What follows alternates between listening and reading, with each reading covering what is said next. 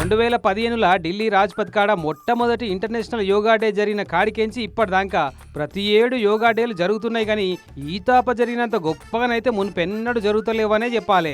170 దేశాలలో ఒక్కపారే యోగా డేని సెలబ్రేట్ చేసుకుంటున్నారు జనాలు. ఇక మన దేశంలోనైతే మైదాన్లు ఖాళీ లేకుండా నిండిపోయిన యోగాసనాలు చేసేటోళ్లతోటి. ఇటు హైదరాబాద్ ఎల్బీ స్టేడియంలో నిన్న పొద్దుకంగానే షురువైంది యోగా డే సెలబ్రేషన్. కేంద్ర మంత్రి, ఎంపీలు, మాజీ వైస్ ప్రెసిడెంట్ కాడికేలి సినిమా సెలబ్రిటీలు కూడా హాజరయ్యారు.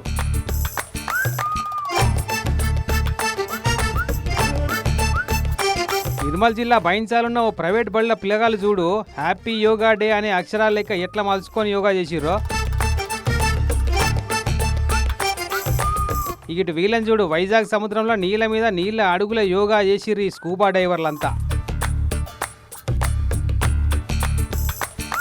ఇక అన్నిటికంటే ముఖ్యంగా ఇంపార్టెంట్గా చెప్పుకోవాల్సింది ఆంధ్రాలో జరుగుతున్న యోగా ముచ్చటే.